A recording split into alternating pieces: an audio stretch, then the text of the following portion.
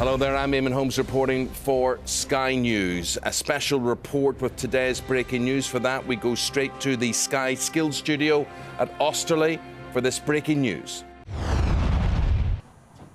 Hello, this is Amber Neal.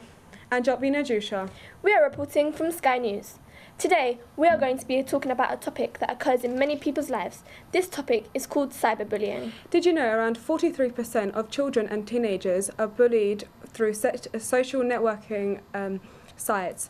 Nowadays, most teenagers get bullied on the internet rather than face-to-face. This is because most people have access to internet wherever they go. Research has shown that 70% of students report seeing frequent bullying online, and 80% of teens use a cell phone regularly, making it the most common way for victims to be abused. Surprisingly, girls are twice as likely as boys to be a victim and a perpetrator of cyberbullying. Also, 68% of teenagers agree that cyberbullying is a serious problem. Worryingly, only 1 in 10 victims will inform a parent or a trusty adult of their abuse. Victims of bullying are more likely to consider committing suicide than those who have not been bullied. Now we will be going to George Mitchell School, handing over to Thomas where he'll find out more. Hi, my name is Thomas Horvath. I'm in George Mitchell School classroom talking about cyberbullying. Now let's take a close look at the issue of why cyberbullying is on the rise. The speed of online communication can contribute to cyberbullying because hurtful messages can spread to more people rapidly. Cyberbullying can be anomalous, which makes it difficult to track and stop. Young people tend to respond immediately on social networking sites without taking time to think through the consequences or potential problems. There are some precautions taken to lessen the number of cyberbullying cases. Sites such as Facebook and Instagram have a minimum age of 13 for creating a profile. Thanks, Colin. That's all from us. Now handing to Ryan and Jake's house. Goodbye. Thank you, Thomas. I'm here today with Jake Pluckridge. Jake Pluckridge has been suffering with the problem of cyberbullying since year 8 and is now in year 9. Jake, tell us your story. Well, it first happened when I found a social networking site called Facebook. And through that site, I received a lot of anonymous messages. And them anonymous messages were really bad.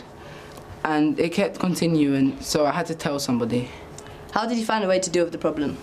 Well, like I said before, I had to tell somebody because otherwise it got really bad.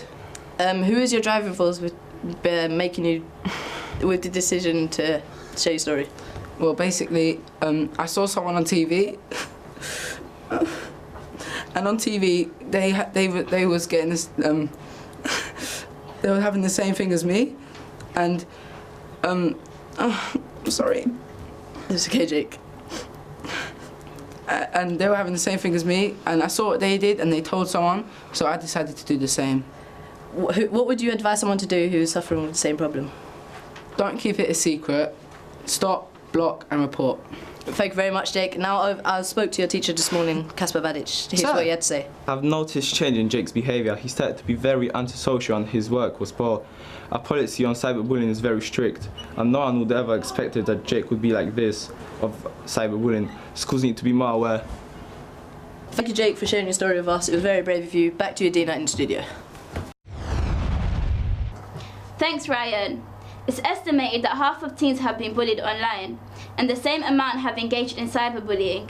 Judith is here to tell us how these problems occur and how they can be reduced. To start, I will explain what cyberbullying is. Cyberbullying is defined as a young person tormenting, threatening, harassing or embarrassing any other young person using the internet on sites such as Facebook, Bebo and Twitter. How does a person become a victim of cyberbullying? Cyberbullying usually depends on the bully. They can pick randomly, it can be done to boost their ego, but most often it's targeted. How can cyberbullying be reduced or prevented? Victims can go on sites like childline.co.uk to seek help anonymously, as if they did it with someone they knew, they'd most likely feel insecure.